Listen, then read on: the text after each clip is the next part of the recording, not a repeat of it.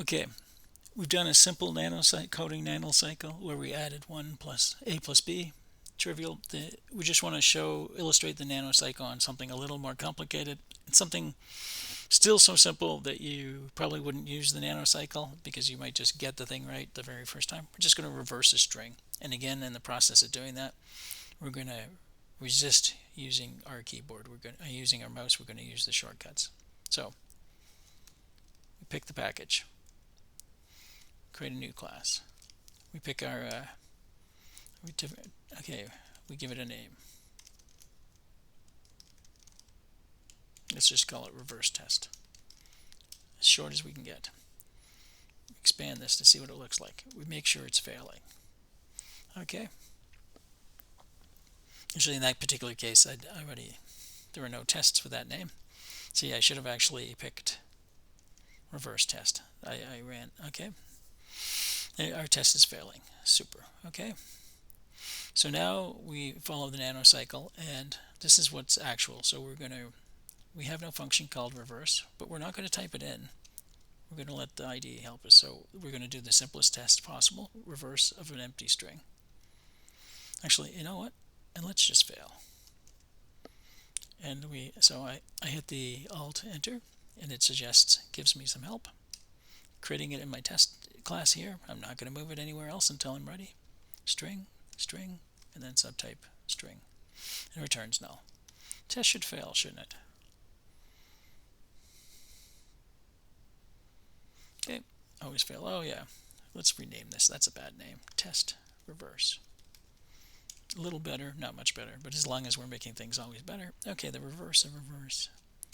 As we expect that. Well, it's still going to fail because we haven't changed our test. Okay, it fails. All right, but what's the easiest way to get this to pass? Well, let's just return an empty string.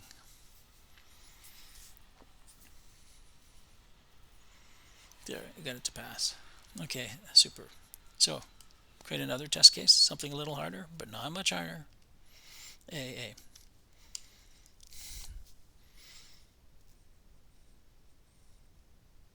Okay, it fails.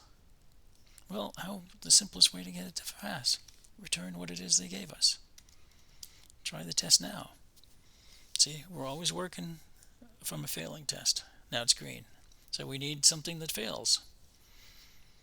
AB to tell us the next piece of work to do. We need something failing in order to tell us the next piece of work to do. Okay, fails.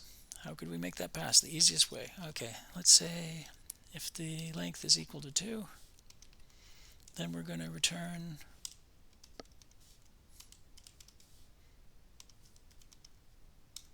the last position, which in this case is 1. Last position, okay, the first position, which in this case is 0. Hopefully it passes. It should, right?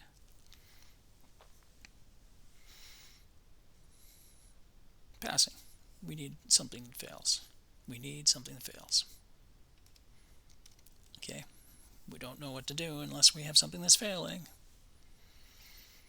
Okay, so it fails. How can we make that one pass? Well, let's be stupid about it.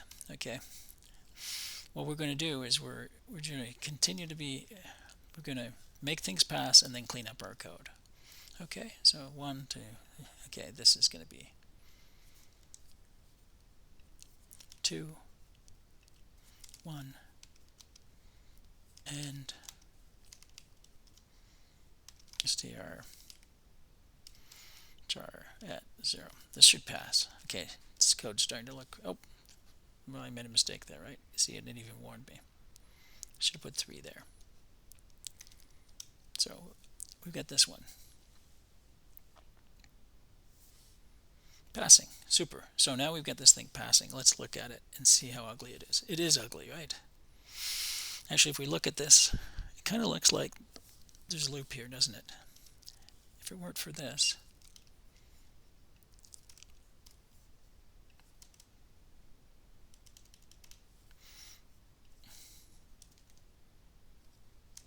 actually, this is our basic loop. So we're putting up, see, I recognize the loop, and now I'm going to turn these ifs into it. Okay, but I'm getting myself ready. Okay, this is a result. Okay, and it's actually equals result equals result equals. Think that'll pass?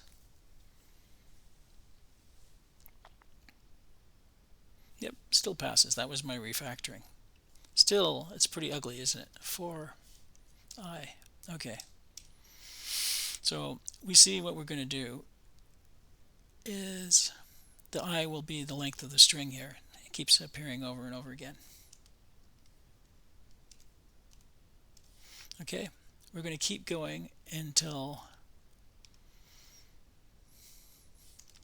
as long as I is greater than 1, because we have a as long as I is greater than 0, actually, as long as we have something of length. And it's going to be result equals that, and then star dot char at. And you see it's actually, if we look at this pattern here, it's I minus 1. Okay, it looks good. This is our, so we took a bunch of stupid looking ifs. Okay. Okay, oh, and it's warning us, see? That warning here? We should have been counting down. So now it's counting down. Does this pass? It's still ugly because it's warning us about this little guy here. But I didn't break it? It's still good. So actually it's saying, what's it saying here? F2. It's a string concatenation. Actually, we should be using a string buffer. So we convert this guy to a string buffer. Make sure our test still passes.